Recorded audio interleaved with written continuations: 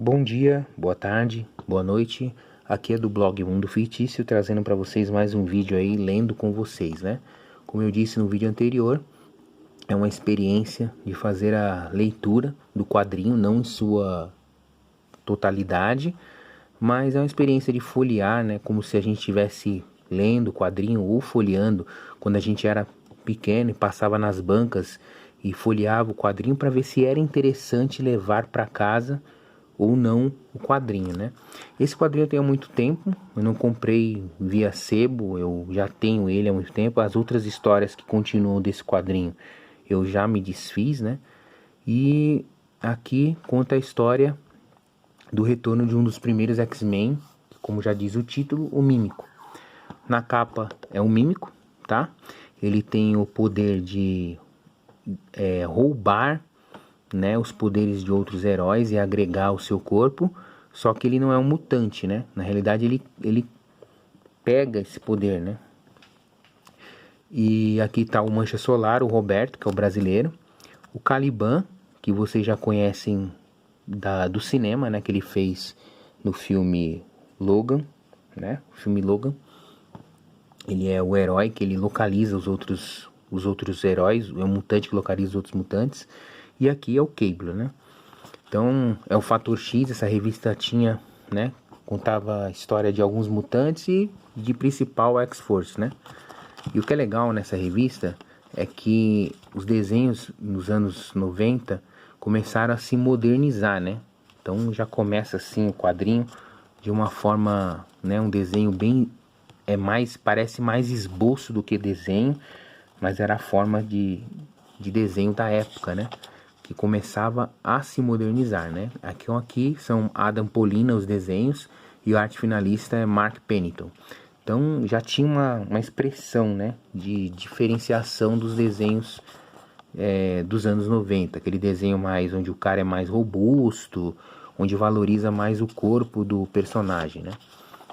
E aqui o Mímico acaba enfrentando a X-Force no início, né, para ser capturado, porque estão invadindo o local onde ele mora, né, devido a uma levantação de mentira em relação à sua pessoa, como se ele tivesse destruído alguma coisa, né?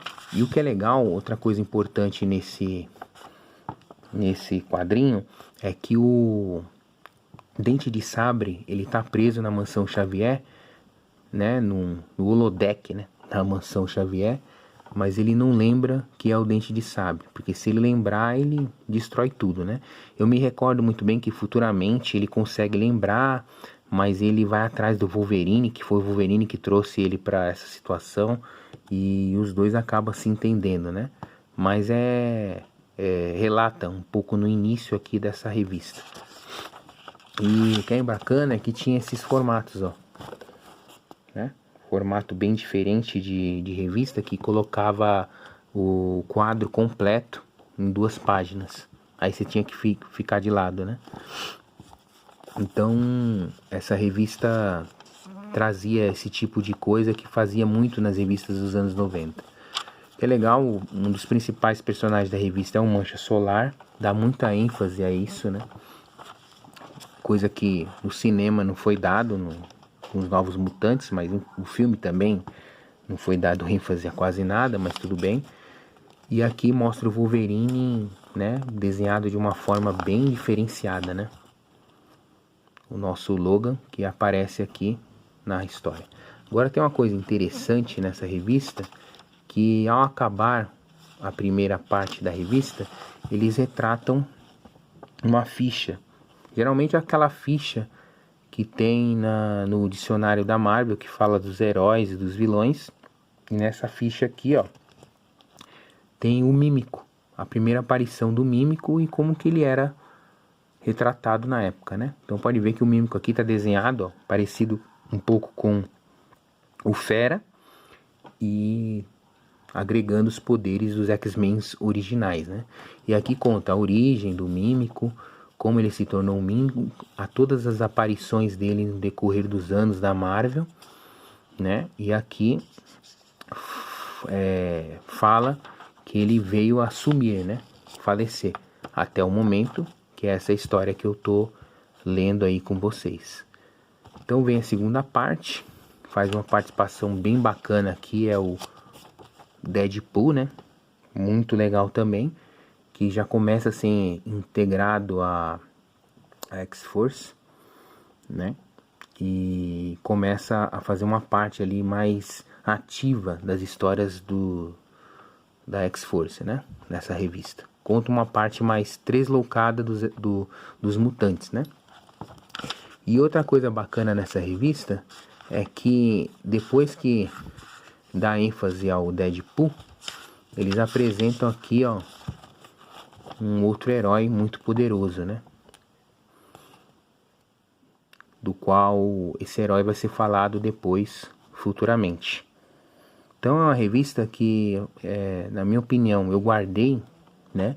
Não me desfiz dela, porque eu acho que é uma introdução de uma saga e de muitos heróis importantes que vieram a fazer sucesso no quadrinho posteriormente, e que hoje no cinema alguns são ícones, né? Aí depois a outra história, que é tão boa quanto, dá uma introduçãozinha ao Shatterstar, né? Alguns heróis da X-Force, e dá continuação aqui ao Dente de Sabre, né? No início, na época, quando eu li essa história, eu achei ela um pouco fraca nos desenhos. Mas aí eu comecei a perceber que a concepção de desenho estava mudando. Não que seja ruim ou bom, mas o desenho para a época eu achava meio estranho, parecia caricato. E na realidade é um tipo de desenho diferenciado, né? Que hoje eu percebo que não é um desenho ruim, né? Lógico, comparado, na minha opinião, né? O John Byrne, né? E John Romita e outros grandes mestres do desenho, eu acho que esse desenho fica inferior. Mas assim, não que seja um desenho ruim, né? E aí continua, né, a parte da história. E aí vem a cartinha, né, que todo mundo adorava, que era a carta dos leitores, que a gente entrava em contato com a Abril. Geralmente algumas dúvidas eram as mesmas que a nossa, né? E eu vou até ler uma para vocês, ó. Cadê os novos guerreiros? Faz tempo que eles não aparecem. Aí o redator respondia: os novos guerreiros estão participando da saga do clone. Confira em Homem-Aranha e a Teia do Aranha. Gostaria de saber quem foram os criadores de Dentes de Sabre. Os pais da criança foram a dupla dinâmica Chris Claremont e John Byrne. Curiosamente, a primeira aparição do Arquinimigo de Wolverine não se deu em nenhuma aventura dos X-Men, mas numa história do Punho de Ferro, publicada na extinta revista Heróis da TV, número 21, 1981. Então tinha umas dúvidas aqui que hoje em dia acha muito fácil na internet. Mas porém, né, não é em qualquer lugar, né, que você vai achar assim impresso de forma bonitinha, né? Então essa aqui é uma coisa bem nostálgica, né? E aqui, ó, mostra o rosto aqui do nosso mercenário tagarela, o Deadpool, sem a máscara. Então, né, bem deformado, né? Bem aquém do Ryan Reynolds no cinema, porque o Ryan Reynolds até que dava pra ver que era o Ryan Reynolds, mas aqui, ó, o rosto dele bem deformado. E depois dá continuação à história, né, do Fator X número 9, que é o Nate, né? O Nate, para que vocês não sabem, é o filho do Cable, né? Então, o filho do Cable, que seria o neto do Cíclope, né? Se eu não me engano, tá, gente? Eu li essa história na época, reli há pouco tempo, assim, há um ano mais ou menos. Mas eu acho que é isso mesmo. O Nate ele é filho do Cable, neto do Cíclope. Eu não sei que fim deu esse herói, o que aconteceu com ele, se ele voltou pro futuro, mas ele tinha umas histórias bem tresloucadas. Essa história é bem legal, lembra um pouquinho o Longshot, né, as histórias dele, né? É umas histórias bem isoladas, às vezes, trazendo vilões bem diferenciados, né? Mas que na época eu achava interessante porque era diferente de todos os outros mutantes, né? E tinha essa ligação aí com o passado do Cable e Apocalipse, né? Etc. E aqui dava a continuidade, né? A história. E aqui, fim por enquanto, porque geralmente o fator X, número 11, não vinha essa história, vinha outra. E aí no número 12 continuava a história desse aqui. Então eles pulavam, eles faziam intercalados, né? Para a pessoa não se cansar do herói. Era uma tática deles, né?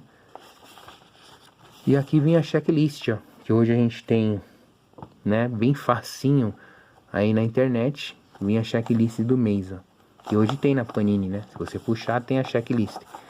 E aí tinha da Image, da DC, da Marvel e da Vertigo. Então era bem legal isso aqui, porque a Abril ela compilava a checklist de várias editoras, porque ela era a editora igual a Panini hoje é atualmente. Então é um pouco nostálgico, muito legal. Aqui falava um pouco do resumo de cada revista do mês, né? E aqui vinha a edição, o ISSN da revista, né? Que seria o RG do quadrinho. E é isso. E aqui vinha as propagandas da época, né? Então, ó, trouxe para vocês aqui o Fator X. Para mim é uma revista que eu não vou me desfazer porque eu acho importante, né? A história não ficou bem envelhecida. E eu trouxe aqui um mímico, né? Para mim um boneco significativo porque por ser um herói difícil de encontrar, um mutante, né? Quando eu encontrei esse boneco eu achei bem legal, né? Aqui ele tá sem as asas porque ele tá quando ele foi achado, né? Na época que os X-Men acharam ele novamente, né? E aqui ele assimila todos os poderes, ó. Pode ver que ele tá com o olho assim porque ele tá como se fosse o Cíclope, né? Então é muito legal, né? Você conciliar a revista, a leitura ao boneco, né? Porque o que você materializa? Quando você lê na época, você quer ter o boneco em mãos, né? Ou vice-versa, você compra o boneco e você quer ter a revista, né? Para comparar, para fazer história. Então isso é muito bacana. Então na época que eu li essa revista, eu consegui achar o boneco, assim, 2 anos depois eu consegui achar esse boneco. Então eu achei uma coisa bem interessante, por isso que eu resolvi aparecer aqui com... Eu trago vídeo do coleção de bonecos, porque eu sou colecionador de bonecos também, mas resolvi aqui trazer no vídeo de quadrinhos o boneco do Mímico para fazer essa relação, né? Que é, na minha opinião, bem interessante e que eu acho que forma, né, a concepção de imaginação da pessoa e do fato da gente gostar tanto, né, de histórias da Marvel, de heróis, DC e etc, né? Então aí, gente, curta o vídeo, compartilha o canal, escreve aí os comentários que vocês acharam. E assim, se vocês não gostaram também do quadrinho, eu entendo, cada um tem a sua opinião, né? Porque vocês podem alegar, mas um quadrinho para mim é irrelevante e tal, né?